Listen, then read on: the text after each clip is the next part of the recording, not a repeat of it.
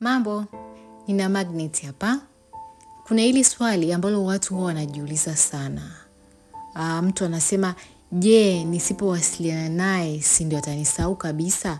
Yaani mtu unahofia kwa sababu umekuwa na mfululizo wa kuwasiliana naye mara kwa mara. Japokuwa mawasiliano yako wewe na yeye si mazuri.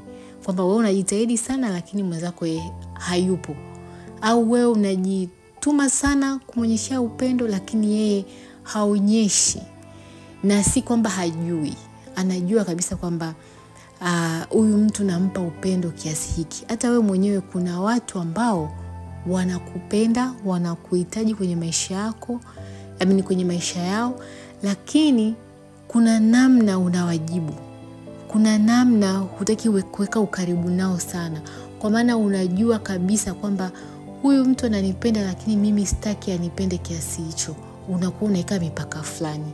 Kwa hiyo sio kafikiri kwamba huyo mpenzi wako na yeye hajui jinsi ya kukupenda au hajui namna ya kupenda. Au yaani ni mpole sana, mkimya, sio mchangamfu, sio kweli. Anajua ni nini anachokifanya. Anaelewa kabisa kwamba wewe kwake umekufa umeoza. Hata kama unajitahidi kumpa message fupi fupi au kuweka mawasiliano mafupi mafupi, lakini kuna namna anahisi. Manake mapenzi ni hisia, na hisia unazihisi, yani roho kwa roho zinaongea bila hata wewe na yeye kuongea. Lakini yeye anahisi kabisa kwamba huyu mtu ananihitaji sana. Wewe unaweza kuona kwamba unajikaza, unajizuia kutokumuonyesha, lakini yeye ana feel kabisa. Hata kama usipoongea naye anajua kabisa kwamba huyu mtu ananihitaji sana. Kwa hiyo kwenye hilo swali la kwamba usipowasiliana naye sasa ndio atakusahau kabisa, jibu lake ni kwamba sio kweli. Unapoendelea kuwasiliana naye wakati hampo sawa, ndipo unapomfanya akusahau. Ndipo unapomfanya aboreke. Ndipo unapomfanya kuone kero. Ndipo unapomfanya aone kwamba huyu naye vipi, mbona too much. Lakini ukikaa mbali kidogo, ukaeka distance kidogo, haitafanya kusahau. Itafanya kukumbuke, itafanya kufikirie, itafanya aumie, kwa sababu sio utaratibu uliomzoesha. Ukija na utaratibu tofauti maana itamsumbua kidogo. Kwa hiyo nataka tu nikukumbushe na kukupa moyo kwamba usikae unahofia kwamba nikikaa kimya sasa ndio kila kitu kimeisha. Mambo hayaishi hivyo. Yanaisha katika hali ya wewe unavyofikiria. Kwa sababu umeshazoea kwamba ili tuendelee kuwa pamoja, ili niendelee kumshikilia, inabidi nimfuatilie, nimbembeleze, niwasiliane naye mara kwa mara, niongee naye hivi na vile. Lakini wewe mwenyewe ni shuhuda juu ya hilo kwamba the more unafanya hayo mambo, the more anazidi kukuchukulia poa. Ingekuwa hivyo unavyofanya inasaidia, basi sasa hivi ungekuwa una hali nzuri, una raha sana, mambo yanaenda vizuri. Kwa sababu ninajua kwamba umeshajitoa sana, umejishusha sana, umesamehe hata bila kuomba msamaha, umejipendekeza sana, na ukiamini kwamba hiyo ndio itakayosaidia kuwaweka pamoja. Ila ndio inavyozidi kuwaweka mbali. Yaani kila siku hali inakuwa mbaya. Unachoishia kuambulia ni kupata hasira, kukereka, kuumia, kujiuliza maswali mengi, kupata stress, kukosa raha na vingine vyote. Upo naye kwenye mahusiano, unafanya hayo yote, lakini kuna namna hauko sawa, na unajua kabisa hauko sawa. Unajua kabisa kwamba kila siku inazidi kuwa inakuletea mashaka. Yaani unashindwa kuelewa kwamba unapendwa au hupendwi. Ni kwa sababu ya hayo yote unayoyafanya. Yaani mpaka sasa hivi unatakiwa utambue kwamba hayo unayofanya, kujiweka karibu naye sana na kila kitu, ndiko ambako kuna kufanya uwe mbali naye zaidi, na ndiko kuna kukupa stress, alafu kunazidi kukufanya uonekane kama una kichaa cha mapenzi. Yaani hauko sawa, umeshakuwa affected psychological. Kwa hiyo lazima ujifunze kuachilia. Na kitu kingine ni kwa sababu upendo haupo katika hali ya kimwili. Huwa inapenda kuisema sana. Upendo haupo katika hali ya kimwili kwamba udili nao kwa kusema nikiwasiliana naye ndio itasaidia hivi na hivi. Upendo upo katika hali ya kiroho, spiritual. Ukiamua kuflow una flow. na huwezi kuuzuia. Huwezi kusema kwamba nalala naamka kesho asubuhi simpendi tena na nimemsahau. Utalala, utaamka, utajikuta unampenda zaidi na unaumia zaidi, kwa maana huwezi kucontrol katika hali ya kimwili.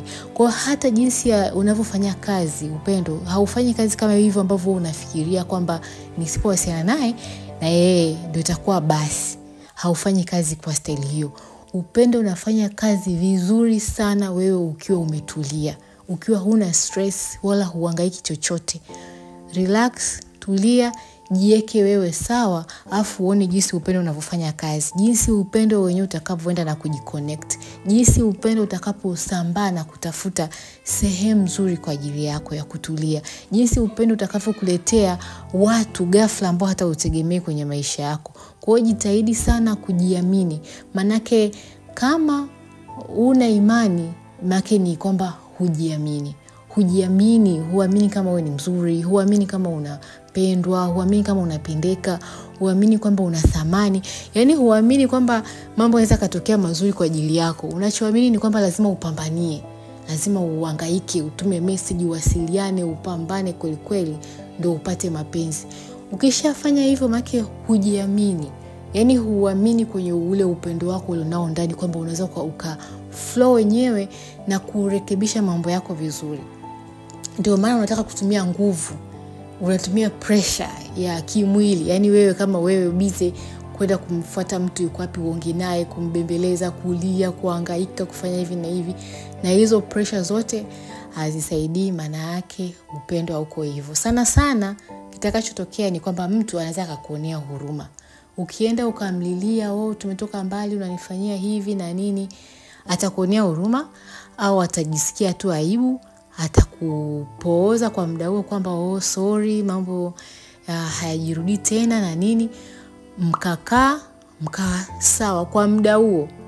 Ikapita siku ya kwanza, ya pili, mambo yakaendelea vile vile, kwa sababu pale kilichofanyika ni wewe umefanya kutaka kuforce upendo uwe sawa kwa kutumia njia zako unazofikiria za kimwili. Lakini upendo unatakiwa uflow, na upendo una flow kwenye ukimya wa hali ya juu. Yaani wewe uko kimya, yeye kimya. Hapo upendo unafanya kazi. Kwamba kila mtu ndani ya nafsi yake, umefunga kinywa chako, hufanyi chochote, unajisikia yale maumivu ndani. Unajisikia kumisi mtu, kumhitaji mtu. Na yeye ndivyo atakavyojisikia kama ukiwa umeiweka mbali. Kwa sababu kama nilivyowaambia, upendo upo katika hali ya kiroho, sio wa kuhangaikia kimwili. Ikiflow mkaipa muda, hata sasa mtakapokuja kusema tukae tuongee, mtaongea vitu vitakavyoweza kuelewana, kwa sababu kila mmoja atakuwa amejihisi ndani yake, amejisikia inauma kiasi gani kukosa hicho upendo. Kila mtu amejisikia jinsi nafsi yake inavyokuwa na uhitaji wa mwenzake, lakini sio hii ya kuforce.